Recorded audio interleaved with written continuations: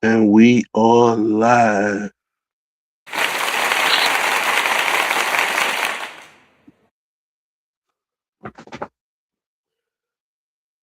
We are live, man, with this part 2 of breaking down Martin Luther King legacy. I did the live stream last night on part 1. If you didn't get a chance to check it out, I ask that you go check it out so you can be kind of caught up with we talking about. You don't just be lost coming in the middle of it.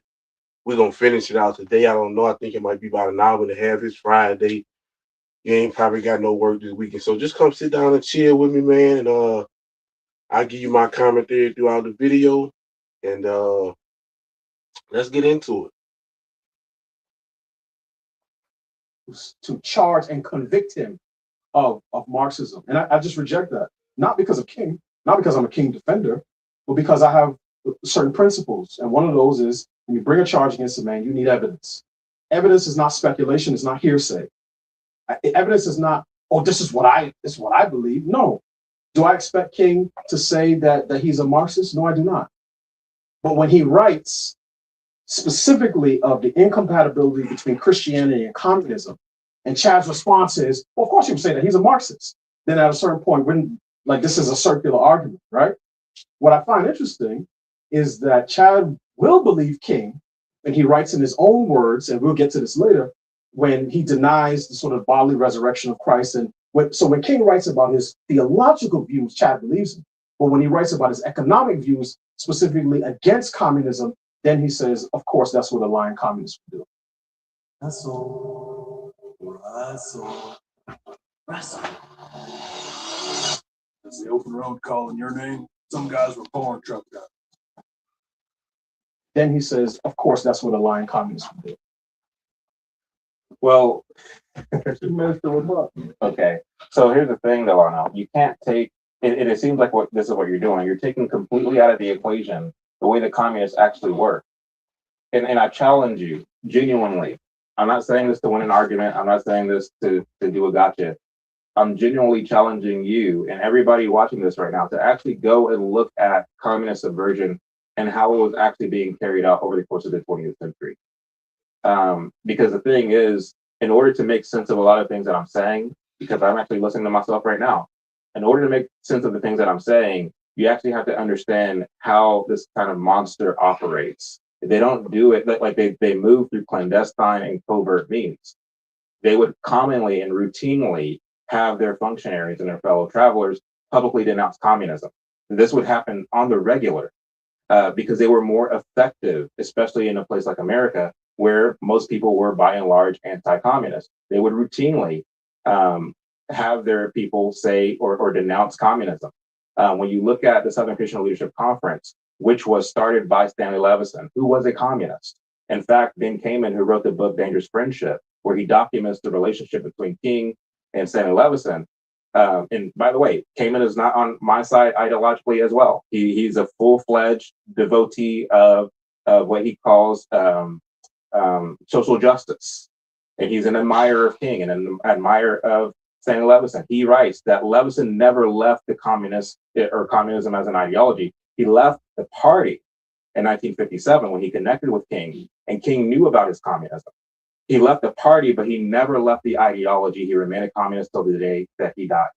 And so like the standards that you lay out as far as what would qualify him as a communist, I get where you're coming from, but I would challenge you to look at how communism, the subversive means by which it spread, and you'll see that King was doing exactly that.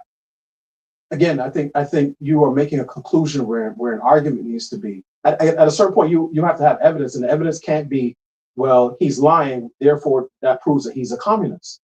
That just doesn't hold to me. Again, I'm not saying it, King or anybody else in the civil rights movement had to say I am a communist. That would be silly. You and I, we would agree on that. But I'm looking for the markers. Now, if you said, hey, Dr. King advocated for sort of a classless, stateless society, if he advocated for the abolition of religion or the abolition of the family, then I could say, okay, now we're on to something. I've never heard you say those things. What I do hear you do is engage in guilt by association.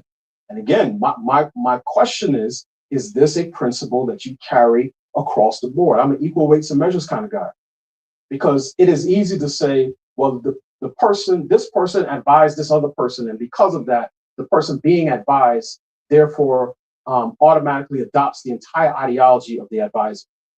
I don't know if that's an argument that can be sustained as you carry that through time. So again, I've seen and heard you do this often, right? It'll be no kings that won't say he's a communist. He says, in fact, that Christianity and communism are incompatible. Your response would be, well, he plagiarized that speech. My response would be, okay, strange tactic for a person who believes something and really wants to see something happen, to publicly say, no, I don't believe in this thing, and these are the reasons why. And this is why I go back to answering the original question, whether I think King was a Marxist, socialist, or a critic of capitalism. Certainly he was a critic of capitalism. Everybody is. Democrats, Republicans, I mean, they just criticize it in different ways. But if the bar is that any critique or criticism of capitalism makes you a Marxist, then what I'm saying is you're going to sweep in far more people than you realize.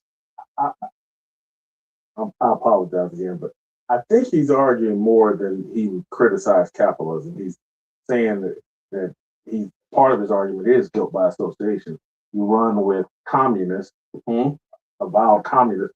I'll apologize for using my stupid analogies again, but it's like, man, I used to run around. I had friends that were pimps. And when I ran around with them, you could make some assumptions about me that would be actually true. Is one of them that you were a pimp? If someone made that assumption, I would deny it, but I go, I see why you're making that assumption. Of course you deny. That's what pimps do. You see where this goes? I got it. So I couldn't be offended by it because I'm running around with guys that were pimps. As we know, scripture tells us in Proverbs that I might be wrong, but I will put my hat on that. In Proverbs, it tells us, hang with, and I'm paraphrasing, you run with fools and be a fool. You run with the wise and be wise. There's no way. I tell it to people all the time. Like I was talking to this young lady one time, and she was telling me about things that her friends indulge in. And I was saying that you must be a part of that as well. You know, we don't hang with people. Now I'm saying you may have family members, you may have, friends at work and people that you might deal with, talk to, see on the pass by and speak, but nobody hangs, runs, travels, engages daily with people unless they're on the same type of time or they trying to get on that type of time or vice versa. So let's not play this game, but this is what he's doing because this supports his argument of, hey, you can't prove it. He didn't say it out of his mouth, but we already know what he was about because at that present and still to the day, at that present time, still to this day, the Democratic Party is all about socialism, all about communism. That's what they want. They want communism, and that's what he walked black people into. And the average black person today, again, suffering from the civil rights transmitted disease, have a communist mindset, have a socialist mindset. To this day, it still lives on. But I'm gonna let him continue. Cut the light off so y'all can see the video better. Let me go back. I'm sorry. Let's get it here. And so if people want to draw all kinds of conclusions about me because of that and what I think about what I thought about prostitution and all that other stuff, like Whitlock must be in support of prostitution. He runs around with pimps. And so if people looked at me and I'm not Dr. King, I'm not some huge religious leader, but I do promote Christianity. And so if today, if I'm still running around with them same guys, and that's still who I'm talking to most often, rather than Virgil and other people and my friends haven't changed, I wouldn't blame him. But man, Whitlock, and guilt by association, I kind of believe it. My father believed in it. You need to quit running with them Negroes. But they into this and that. Everybody I know believes that. But anyway, I don't. No, I mean, and I think you actually hit the nail on the head. But I do have a question for you, Delano. Obviously this is part of one of the 5 questions that we are going to get to. But was Martin Luther King a Christian? You want to skip down there? No. I'm going somewhere with this. But Do I believe he was a Christian? yes, was he a Christian? The stated views on core Christian doctrine that I've seen from Dr. King, from the writings of his own hands, put him, in my perspective, outside of biblical orthodoxy. If he never repented from those views, then I would not see him as someone who was spiritually regenerate. Okay. So I would answer that question in the negative. If he never repented. I'll answer that question. And I'm gonna let the brother Chado Jackson, because he's very articulate and he's very wise with knowledge that he's researched on his own. He's going to articulate it, but I'm gonna say this here. Martin Luther King clearly stated he didn't believe in the resurrection. He didn't believe in the virgin death. The virgin birth, and he didn't even believe really basically in the deity of Christ. This is his writing, not mine. And I will allow y'all to see his writings, and I'll allow it to be heard when I'm finished at the end of this. And I'm glad I thought about it because I probably was gonna forget. Let's continue. I don't know where he was on his last days. I don't know how his views evolved from when he was in seminary. But I actually believe what he writes. So if by what you just said, if King wasn't a Christian, what then do you want me to do with the statement that you just put out there that King said that there's no companionship between Christianity and communism? What am I to do with that if he wasn't a Christian? I don't think you have to be a Christian to make that argument.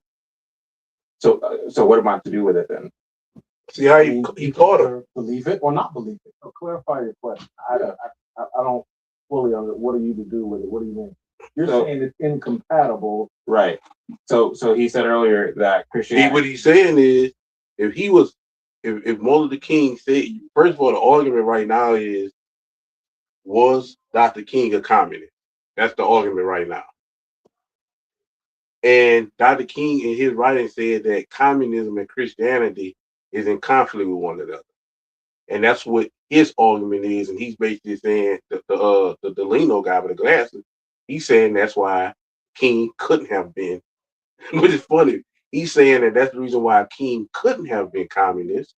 Not only he didn't say it, but he couldn't have been because he said Christianity and communism are in conflict. But now he doubled back, and it's funny how these people are. And this is what you'll get when you have a debate. When you are somebody who is actually wise, you are somebody who actually have wisdom, you are somebody who actually have did the research for yourself.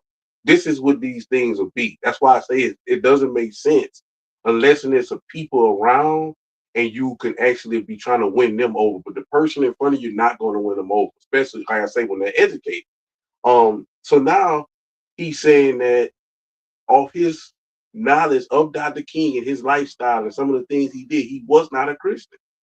So you just use that to say, you just use the argument of saying that he said Christian and communism in conflict is why he couldn't be a communist, but you also back door and say he wasn't a Christian.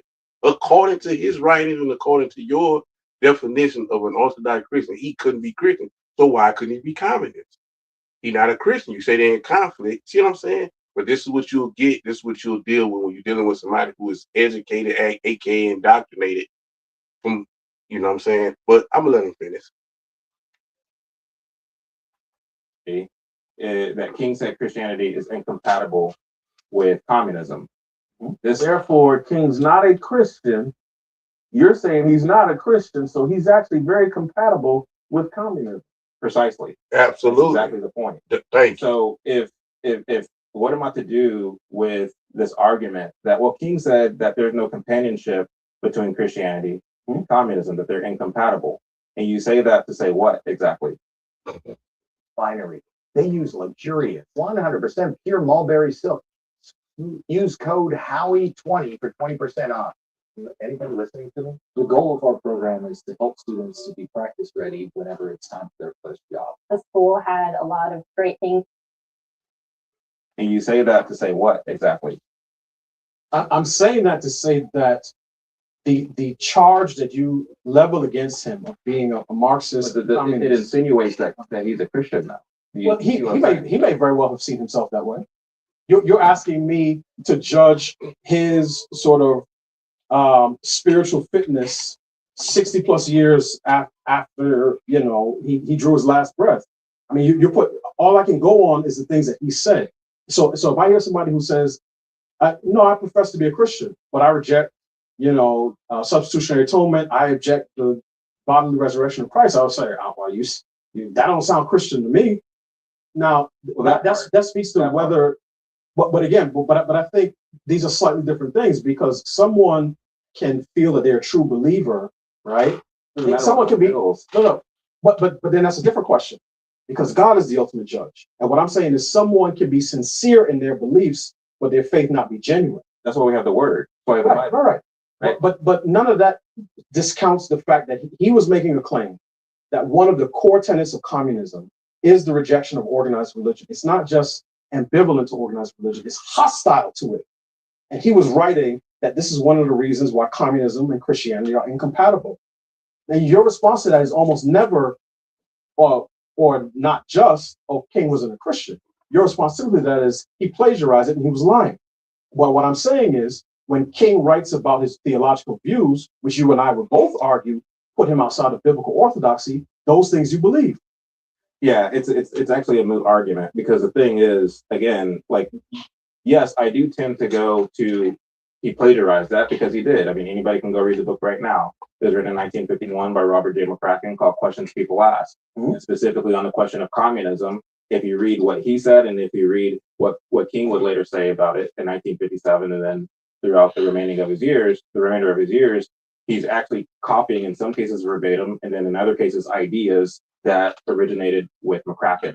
And so that's a disingenuous piece as far as I'm concerned, because when you look at the fact that communists are utilitarians, and not only that, they lift ideas and they lift talking points and slogans from all over the place. It's kind of like an amalgamation of different things to kind of get into the good graces of the people. That is in fact the ultimate goal. Let me say the thing that's going to resonate with the most people, to then push a sinister agenda. That's part of their framework, is part of what they do. Lenin himself said that it's not above us to lie, to steal, to do whatever we can, so long as we can push our goal, push our agenda. And of course, I'm paraphrasing him.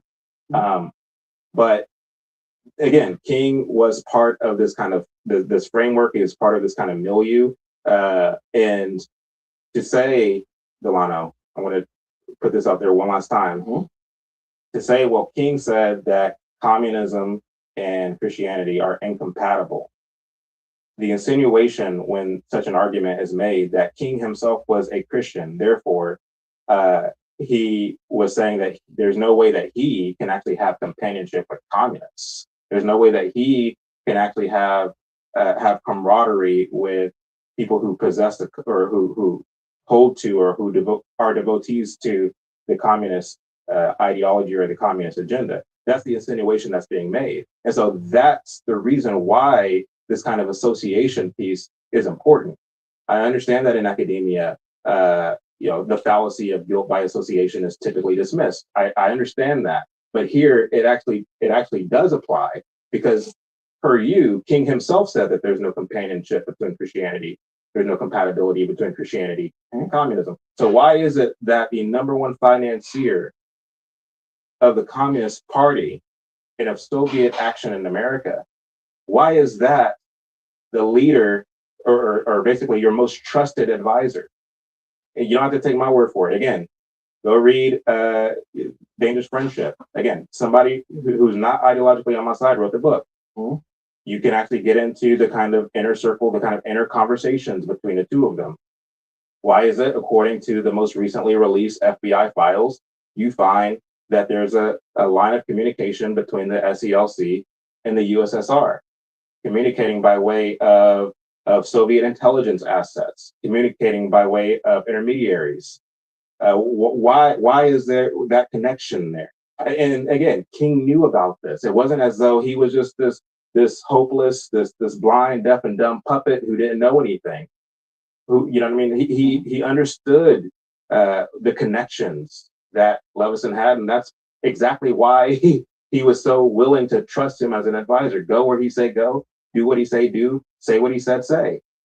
So he was a puppet. I mean, that's He was a puppet, but he wasn't a blind puppet. He was fully aware of what was going on. In any of these FBI communications, do we have Dr. King on record as, again, stating he either wants to abolish the family, abolish organized religion, a complete federalization of industry, a classless or stateless society? Is there any evidence of that in the secret, not the public, in the secret communication? Yes, of course. If you look at, I'm not sure about the FBI files per se. Okay. I can't remember where I read this, but people can find where King is talking about, especially in 1967, 1968, in their private SCLC meetings. He's talking about the goals of what they call democratic socialism, which do include some of those planks that you lay out. So, of course, specifically, he's talking about, for example, the nationalization of industry, a classless society. He's talking about and that's the term he used, because again, this is now we have a debate, and neither of us has resources in front of us. So I like to be very specific on terms, right? I want to know, give me a character as close as a characterization of what he was saying when he was talking about a classless society. Because if you're going to say, well, what he was saying is he wanted to get rid of income inequality, that's something very, very different. So what was it that he was actually saying?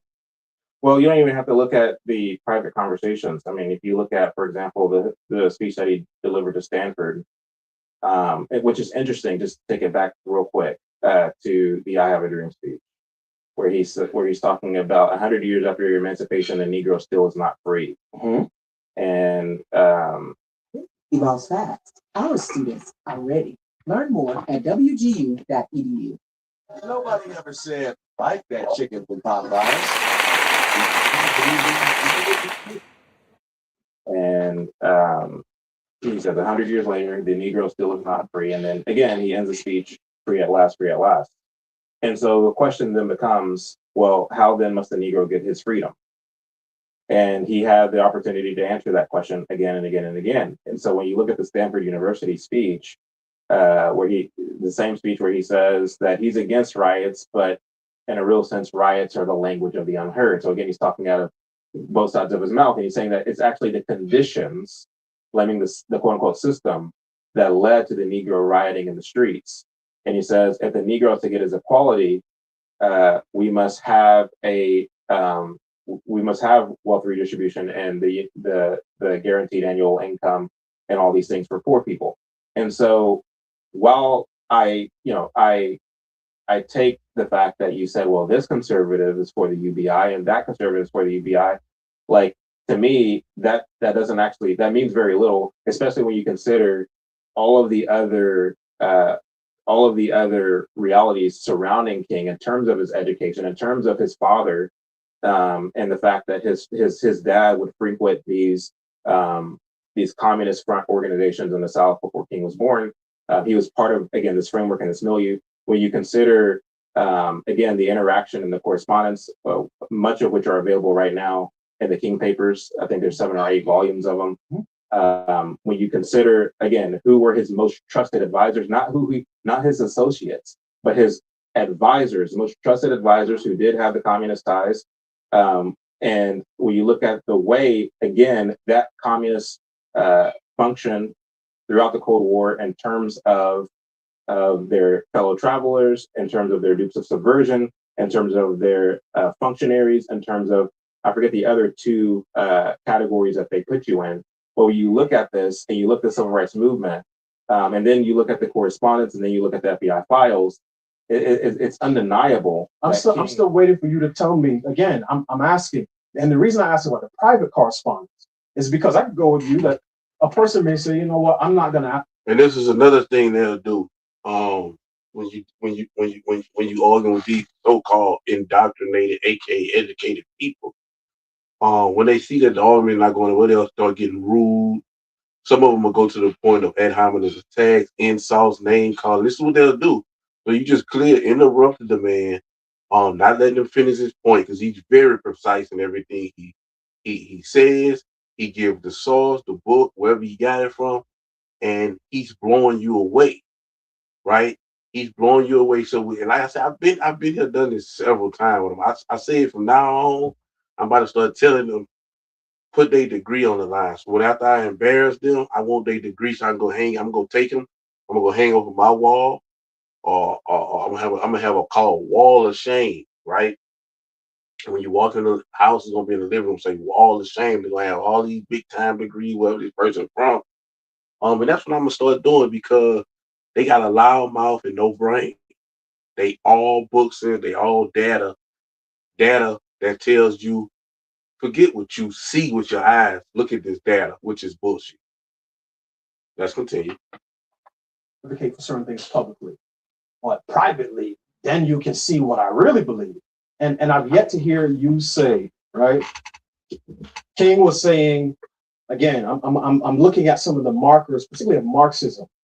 I've heard him speak, and I've seen him write. I've read things that he's spoken in terms of advocating democratic socialism. But if you ask 100 political people what is democratic socialism, some may say, oh, some of the Scandinavian countries practice it, some other countries practice it. Some may say it can be large social welfare spending within a larger context of free market, capitalism. Some may say, well, Social Security, Medicaid, Medicare, publicly funded police departments, fire departments. These are all democratically socialist, policies and programs. So there's going to be difference there. But again, if you're bringing a charge against a man, and it's a heavy charge, the evidence should be overwhelming. And that's why I'm asking you. And this is where we go from the characterizations. This is where we go from the associations, from using words like nefarious, and allowing people to sort of Well, it must be. hold on. It must be said real quick though that not all the correspondence, the private conversations are released. I don't have access to that. Also, I just want to define evidence for me.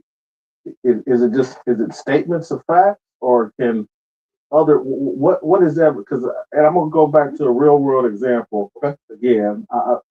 You've been with Fearless from the outset, so you've seen me partner with Anthony Walker, Virgil Walker, T.J. Moe, Gaston Mooney, Bobby Harrington, Tyler Carden, and it's like I'm trying to influence the culture through the Fearless deal. You've heard me talk about like, hey, these are the things I like about you, Delano, and your background that fit what I'm trying to do. And so I just routed off the names of from TJ to Gaston to Anthony Walker, Virgil, blah blah blah. If so, I've rattled off 6 names. Right.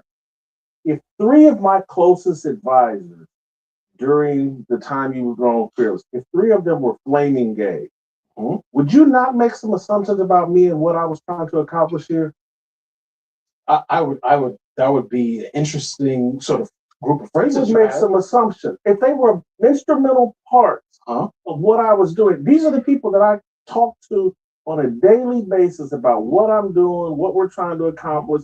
They're giving me advice.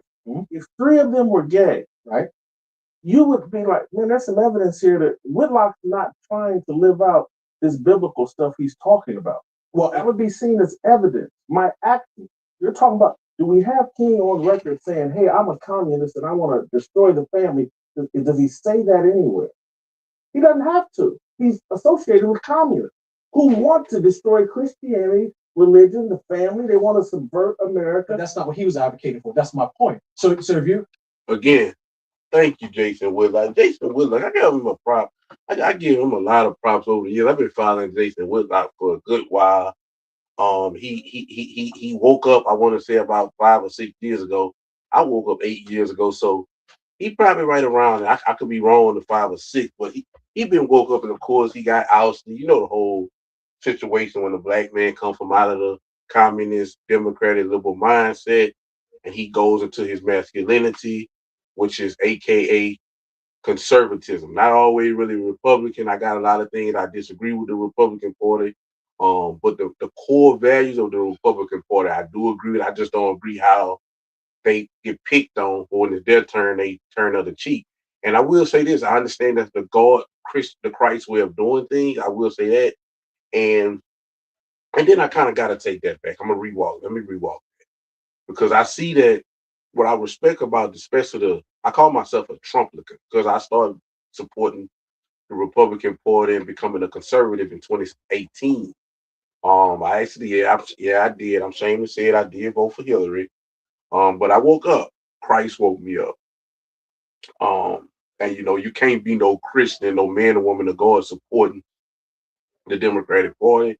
It's just, I mean, and Barack Obama finalized that. He put a cap on that when he went against the law of God with the gay marriage and all of this nonsense there. But I don't want to go off into that. I digress. Let's get back to the situation. And so Jason Woodlock moderated this extremely well, didn't take no side. He spoke up when he needed to speak up. And this what he just said was paramount. It killed everything. And it goes back to what I said about 20 minutes or 10 minutes ago. Who you hang with, like I say, we all got those pass by friends or those friends we talk to every couple months or that family member. We have people that we hang around every day. And those people tells us who you show me who your friends are, I'll show you who you are. And so this guy was hanging around with all of these homosexuals, Bayard Rustin, James Baldwin. And again, that's gonna come out in here about the rumors, but I digress on that. He was hanging around with these communists. He had been taught by communists. And again, nobody. Now, okay, of course, we know communists never work. Some people may say, "Oh, what about China?" People. It's a reason why people leave China and come to America. Nobody leave America and go to China, but to visit maybe. And I don't even know why they do that. But China is a beautiful place. But like I said, man, communism never works, and the people who do communism is losing, ran by a dictator. It's forced. Nobody wants to live that way. Nobody wants to be basically because if you to make a long story short, if you don't know what communist, socialism, all that is, basically the government is your guide. We're gonna give you what you need. You don't own anything. You don't own no land. They anti-God, and it's government is your daddy. Government is your God. We take care of everything. You don't own no property. We own everything. We control everything. And know who wants to live that way because there's people in the world who are going to work harder than us. You know what I'm saying? And what it is basically anti-capitalism. It wouldn't be no billionaire, no rich people. Everybody would be even. So that means if I work harder than this person that's lazy, we still get to be on the level playing field. And that's just not right. And you may say, well, you said in part one that God don't like balanced scales and he want everything to be fair. That's a different situation when you're talking about I'm talking about from a judgmental standpoint when I speak on that. Like I'm a judge in the situation, or I'm an overseer in the situation. I got favoritism to this person. I'm talking about that. But now if this person worked hard at the same job for 15 years, and then a new person come to the job and work hard for 6 months, and I give them both a managerial position or a leadership position, that makes no sense. But let's continue. But his actions. I can come on this show right now and say I'm pro-Christianity, correct? But my right-hand man is a flaming gay guy, right? Buying a car is kind of a big deal. You need to see all the options. See, she knows. Car Gurus gives you the most new and used cars right in your hand. So you know your big deal is the best deal. Get it Correct. But my right-hand man is a flaming gay guy, right? That would contradict, and people would be like, I don't believe Whitlock ain't telling the truth. Okay, let's Trying to convert them to Christianity. hold on, but let's flip it around. If you were saying I'm pro-gay, I'm pro-LGBT, but your closest advisor was a Christian, then what would be the conclusion I should draw? That would be, come on, man, stop. He's contradicting himself.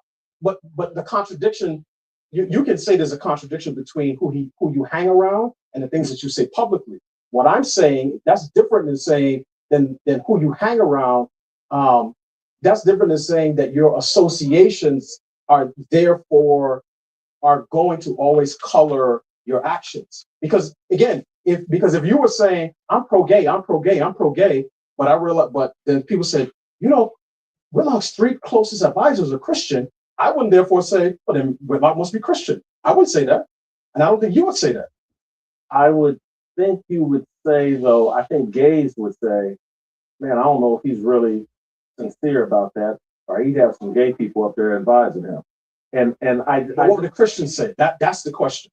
What would Christians say? Correct. Would they accept you because you have advisors who are Christian, even though you're promoting? I would hope that if I were on this show promoting gay, I would hope that Christians wouldn't watch. Okay. And as a Christian, I don't. Didn't RuPaul have a show at some point? I never watched. Right. Don't have an interest in it. Right.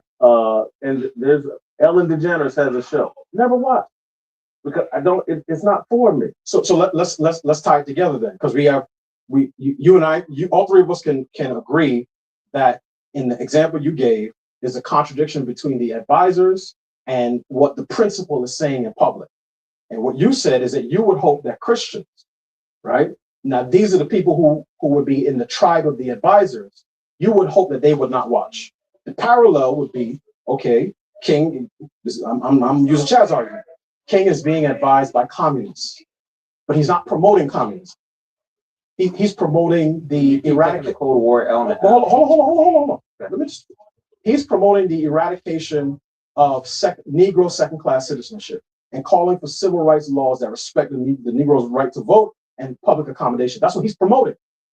And in the example you gave, the people who would be frustrated would be the communists.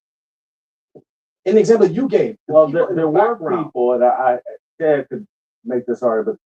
It's not Chad. There were people in real time, Black Christians, who could see what he was doing and the phoniness and the fraudulence of what he was doing, and they were being outspoken. Is it Joseph Johnson? Is it Jackson?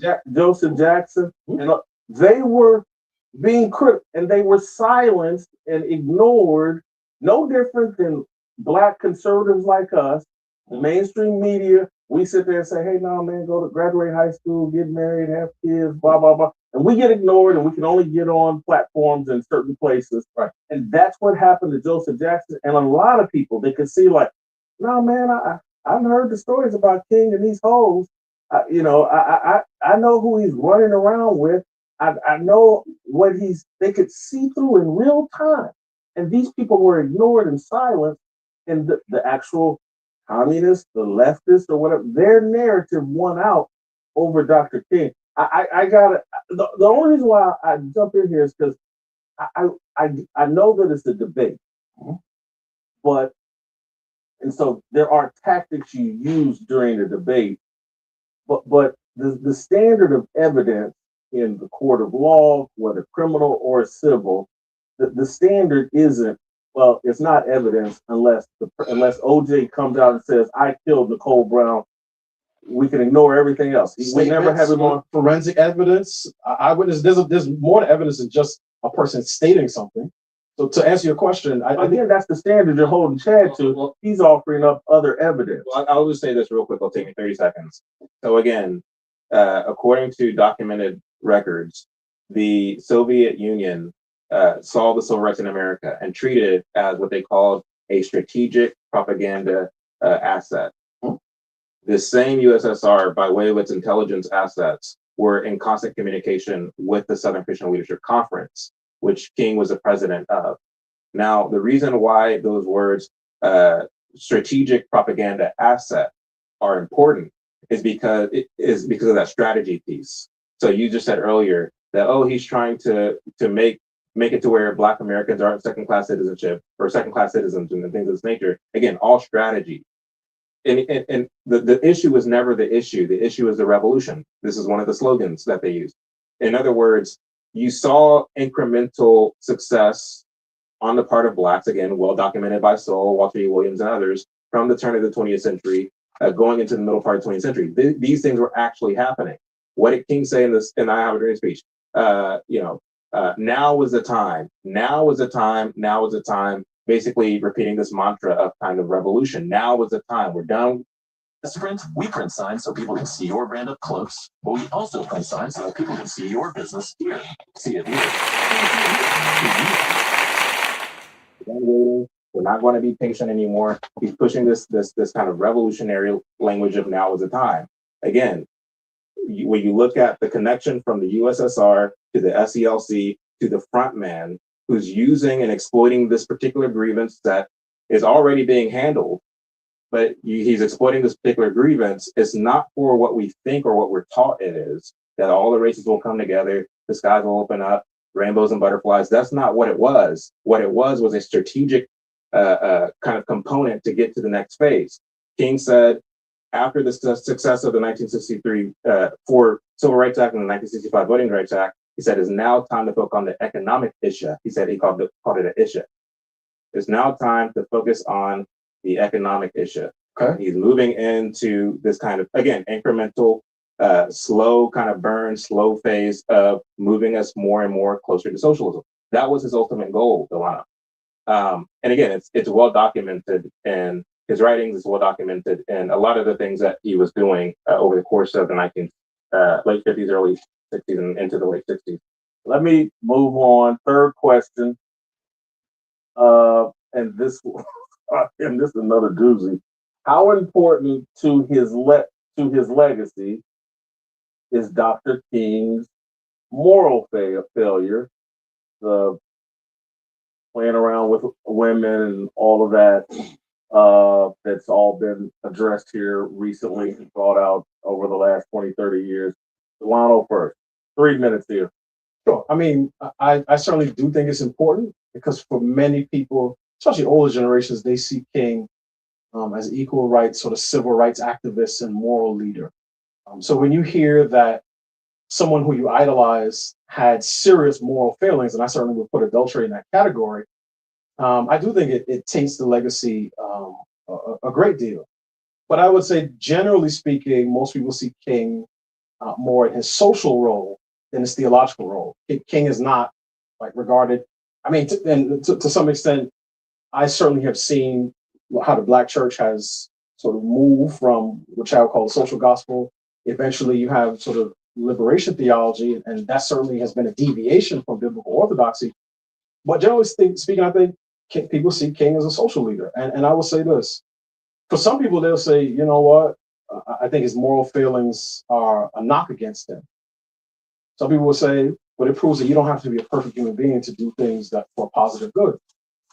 I would argue if the leading preacher, right, and we can put preacher in quotation marks, in America, let's say from 1972 to 2022, right, preaching against abortion, was a man who has some funny theology. And oftentimes with funny theology comes personal failings. If that preacher was the person most responsible for getting Roe versus Wade overturned, conservatives will find a way to honor that person in public. So the notion that let me tell you why I know you're right. Scott Adams just took a dump on Christianity and died, and no conservative shouted and screamed. Go ahead. So the notion, and again, part of why I like being able to sit down and talk to Chad face to face, because part of what I'm doing is not necessarily hitting on particular points, it's truing up the scales. The notion that the only people worthy of public honor are ones who have spotless moral records means that there will be few people who are going to be worthy of public honor. It'll be none. Nobody. I'm just going to give you a time frame. Over the last 30 years, who's voted for a presidential candidate, I'm not going to say who is on record of being accused of cheating on his wife. And you'll say, no, that's my guy. Then you have to keep the same standard, equal weights and measures. So while I believe that King's moral failings do taint his legacy, I would argue that holding him to a standard that no other public leader is held to is quite unfair. So I'm not sure if I got any more time left. Yeah, you do, because what I want you to clarify, because I think you probably have an answer, is King and other people that ministers should be held to a different standard than even president. They could be held to a different standard. Some people would say you hold the president to a higher standard than you hold. Who says that? Some people would say that. No, I get some people, but I'm talking about among us three. I wouldn't. But then again, but if you say King is a fake Christian, then you could treat him like a pagan, like anybody else. But the Bible says these fake ministers, they don't face a special. Raising Cane's, we focus on making the most critical chicken finger meal, getting them right every time.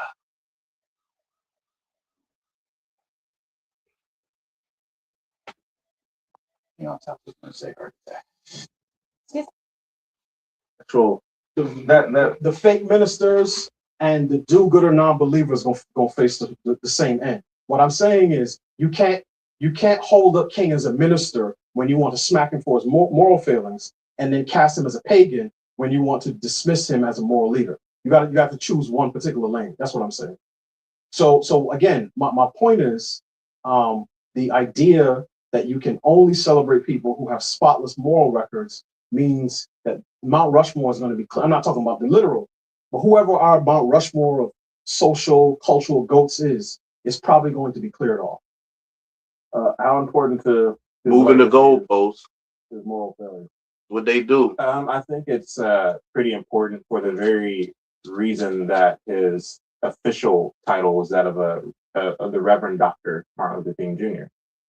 So regardless of how much influence people believe that he had across the globe as it pertains to race relations, so on and so forth, whether we want to use semantics and call him a social leader, the reality is he's the Reverend Dr. Martin Luther King Jr., who got his training in theology and who occupied the role of that of a pastor at originally Dexter Avenue Baptist Church there in Montgomery, Alabama, and then he would die the associate pastor at Ebenezer Baptist Church. And so, we read in the scriptures that those who profess to be teachers will be judged more harshly. We read about what the qualifications of being a teacher, a preacher of the gospel are, or an elder in the church are. And the fact of the matter is, King did not meet that standard at all, and nor was he trying to. I mean, King was very sexually loose, and I say that not to be controversial or sensational, but he was. His attorney, his lawyer, Clarence B. Jones, would routinely send women to King's room whenever they would travel and go on tour and give all these speeches. That coincides with what the communists called bedroom politics. Bedroom politics, something like that. But when you see the fact that, there were rumors that were circulating within civil rights circles about King having sex with Bayard Rustin, as well as Ralph Abernathy. In fact, Adam Clayton Powell Jr. threatened King that he's going to use that information against him if he protested the 1960 Democratic National Convention. And King instantly stepped down. And Bayard Rustin was one of his advisors and one of the people who was arm in arm with him, which was a homosexual. Everybody know he was an open homosexual. Even James Baldwin and Ralph Abernathy, I didn't know he was a homosexual, but what he's saying, and again, this dude really went in depth on the MLK file. Go check that out by Chad O. Jackson, and breaking down the MLK files and all the stuff that the CIA had gathered on MLK. So these things are not just hearsay or these things really happened. And now he's saying that he had sex with Ralph Abernathy, who was one of his advisors and one of the people who wrote his speeches. And for the people who, like this gentleman with the glasses that's black, that just refuse to believe who Ralph Martin Luther King was and refuse to accept that we suffering right now. Not we, because I'm not. A lot of black people waking up, but not far as many as needed, and it's not happening as quickly as I would like, but it is happening. And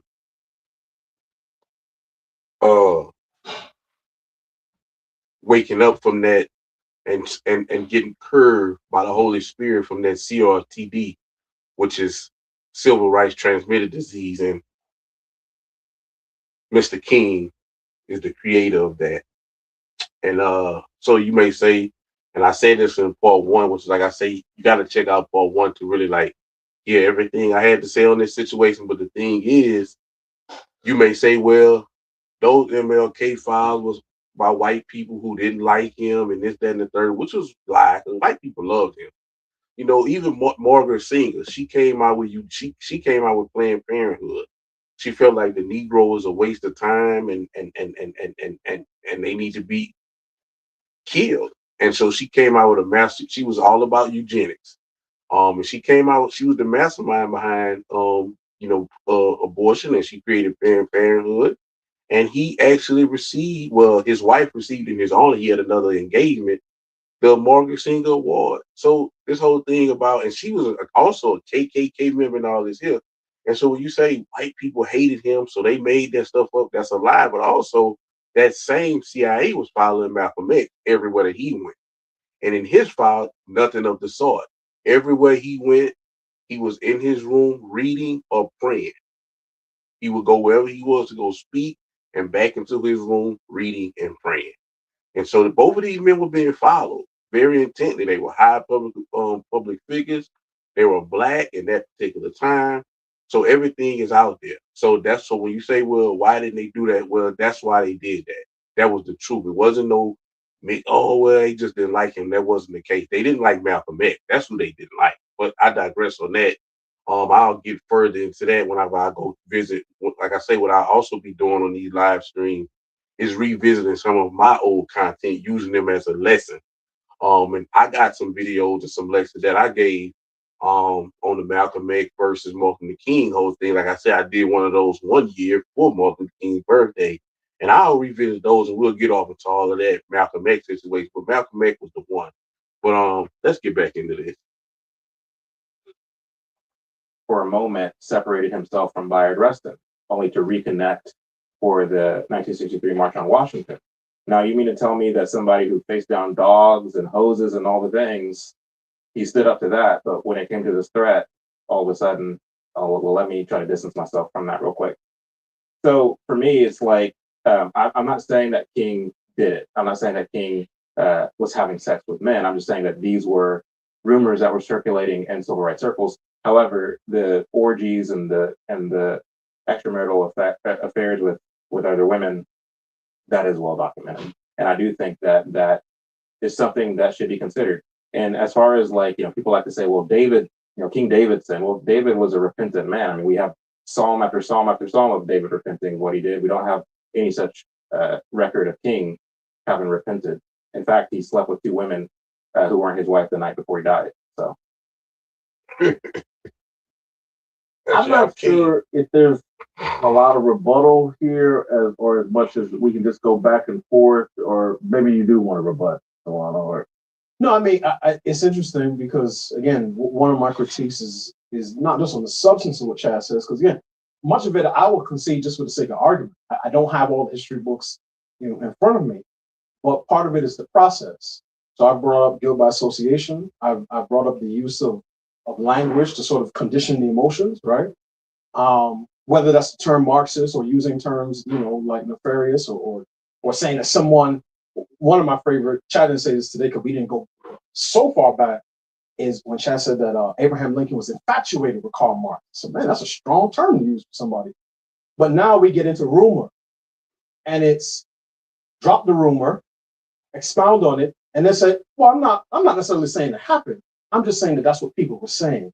you're talking about the gay stuff. Correct, the gay stuff. So it's one of those things where it's just, again, I get where Chad is going in terms of the ultimate verdict. The process of getting there is one of my issues. But again, I'm not making the argument that Dr. King, and I think most people, generally speaking, when they refer to him, they would call him Dr. Martin Luther King Jr. Some things was put in the reverend part, but in many respects, I think it's probably appropriate that part has fallen off over the course of years. But I go back to my other point, which is Dr. What though? Nature's finery. They use luxurious, 100% pure mulberry silk. Use code Howie20 for 20% off. Anybody listening to me?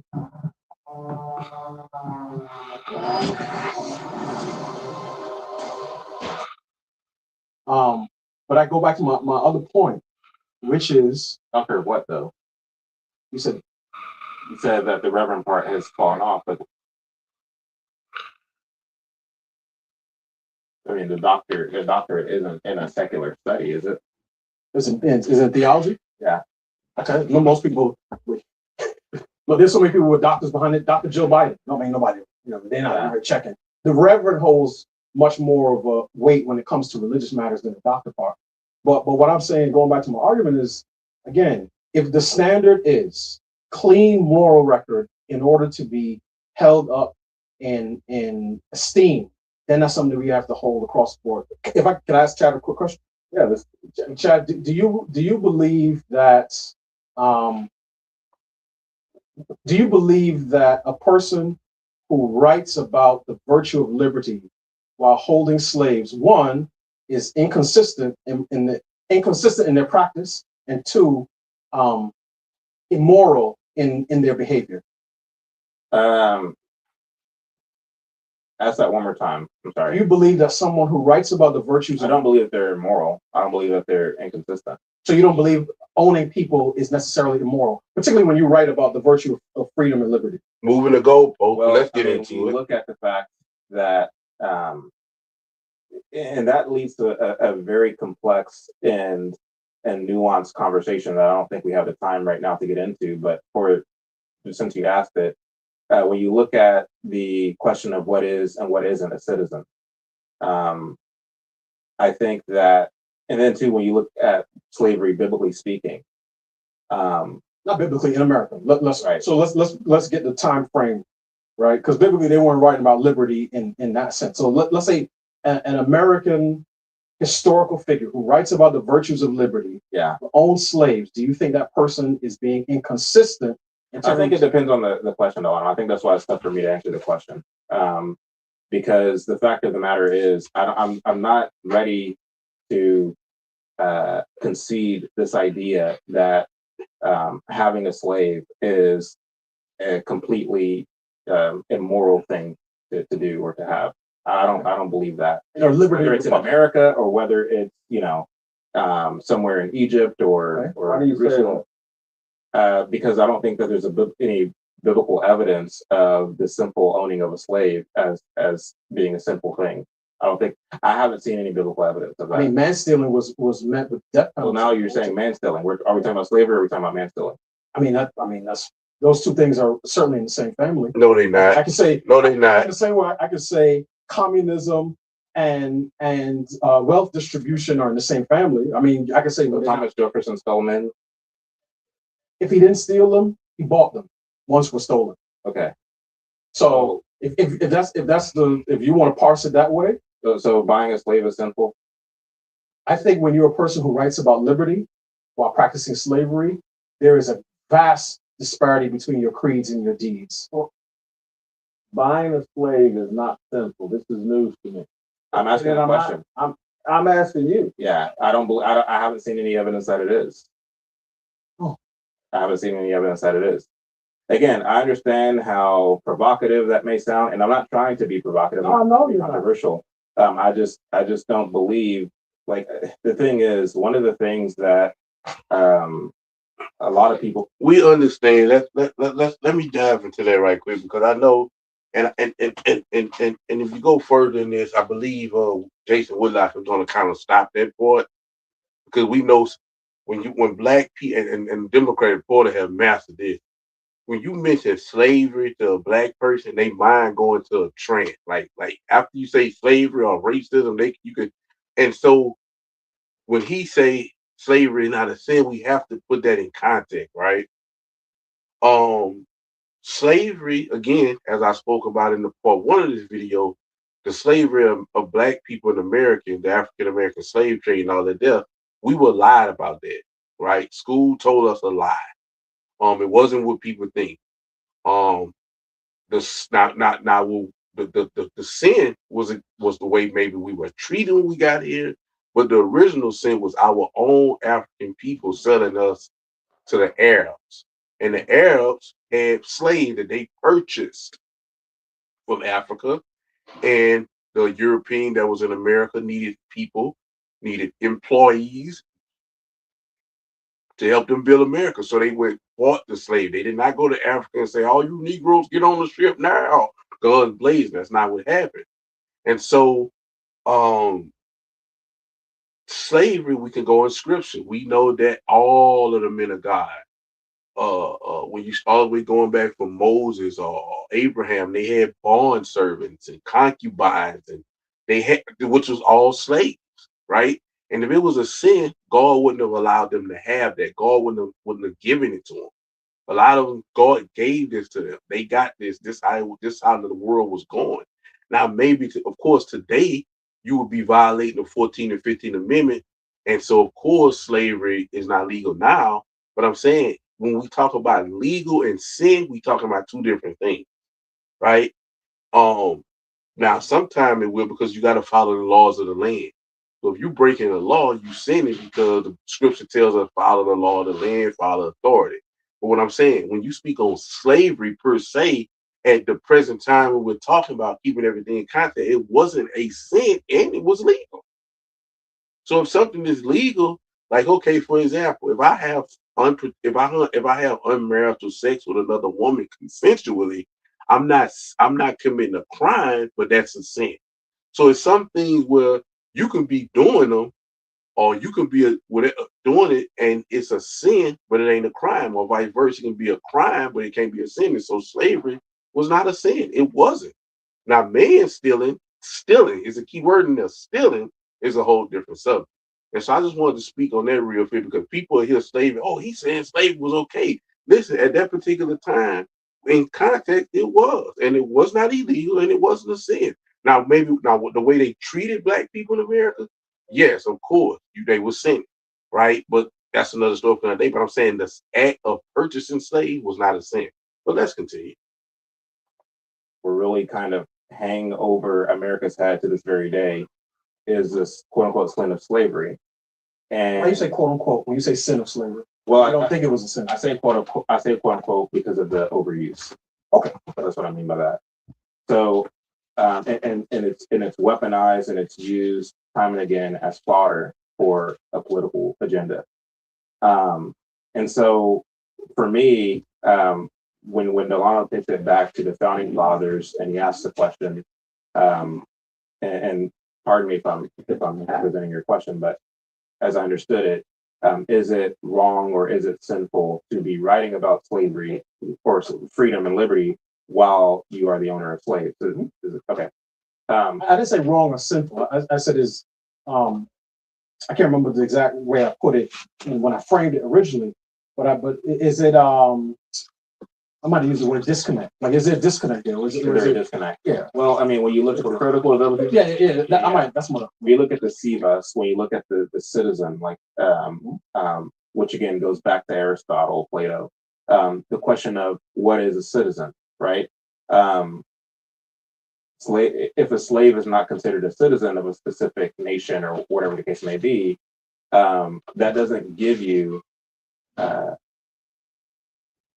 It's time to rise, to learn with the latest tech, and to gain hands-on experience, to start leading the future of healthcare. You do not have to buy 1,000 labels to look professional. At Inkwave, you can get as few as 50. That doesn't give you the right to mistreat them. You know, mistreat somebody who is your slave or your indentured servant or who's in your care or whatever the case may be. So I'm not advocating for that by any stretch of the imagination. It gives you the right to own them. Frankly, I mean, there was, so we live downstream of this kind of post-war consensus where, and I see you laughing, but I see it used all the time on X by Christian pastors. Post-war. Yeah. Go ahead. But yeah, this post-war consensus, this new idea, this new world where we believe that we're more moral than our predecessors. Oh, yeah. Oh, so I don't understand what that reaction was. What? Yeah, I don't either. Because I take much of what your project is taking Chad Jackson's 2025 values and teleporting them back into the 1960s. Not so fast. Okay. I mean, Jason said it himself. He put out the name Joseph H. Jackson, and it wasn't just Joseph H. Jackson. It was George Schuyler. It was Julia Brown. It was Manning Johnson. On and on I can go. I mean, even Bob Woodson left the civil rights. He's still alive with us today. He lives up there where you live. Even he left the civil rights movement when he saw what they were up to. He's not a critic of King, and I know that. I know he's not a critic of King. Well, even in the way that you are. Be that as it may, the reason why he left the movement was because of what it was doing, what King himself was doing. Even though Woodson may not be calling King out by name or criticizing him in particular, the reasons he left the movement, He don't have to criticize. Everybody don't criticize. Some people just do things quietly, right? Everybody don't criticize and do things. I was telling somebody the other day about black people. I say, soon as a black person, or P. Diddy, or Aura Kelly, or any one of our legends or black superstars get in any type of trouble before they even found guilty in the court of law, the black community is already found them guilty, right? You don't see that in the white community.